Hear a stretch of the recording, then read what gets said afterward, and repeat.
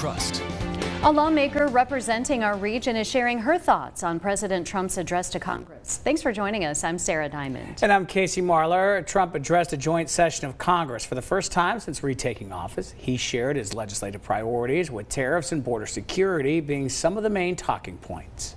The countries have used tariffs against us for decades, and now it's our turn to start using them against those other countries. Countless thousands of these terrorists were welcomed into the U.S. by the Biden administration.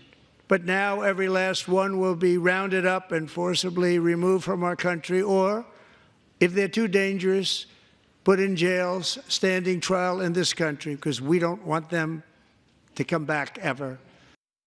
President Trump also touched on several other big-ticket items in D.C., such as the federal budget, which recently passed the Senate and awaits approval in the House. News Channel 11's Brody Wilson met with Representative Diana Harshbarger, who represents Northeast Tennessee, to find out her takeaways from last night's address. Brody? Congresswoman Diana Harshbarger attended President Trump's joint address to Congress last night and believes there's plenty to be excited about here in East Tennessee. America is back. President Trump spoke at length about strengthening border security and cutting spending, things that Congresswoman Harshbarger believes will directly benefit East Tennessee. He wants to secure the border. That's going to make East Tennessee more secure. He wants to unleash energy sector to where we'll be energy independent and an exporter. That means lower gas prices. And once you unleash energy, what that does for inflation is it drops it down. And that's going to help the people in East Tennessee as far as being able to go to the grocery store. The president also spent much of the night discussing the tariffs that have been introduced.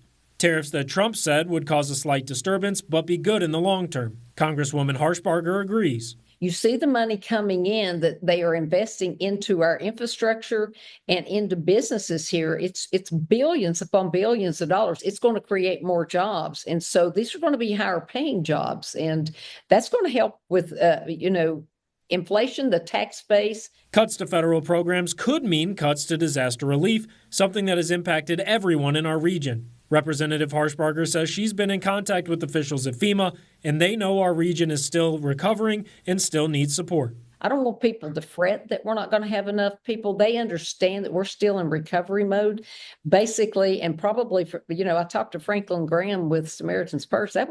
They'll be doing that for 3 years at least. And we're going to make sure that they have the resources they need to do what's got to be done for the disaster relief. Congresswoman Harshbarger encourages all of her constituents to contact her if they have any questions or concerns. She can be reached in D.C. or in her district during her mobile office hours and says she will try to help with whatever they may need.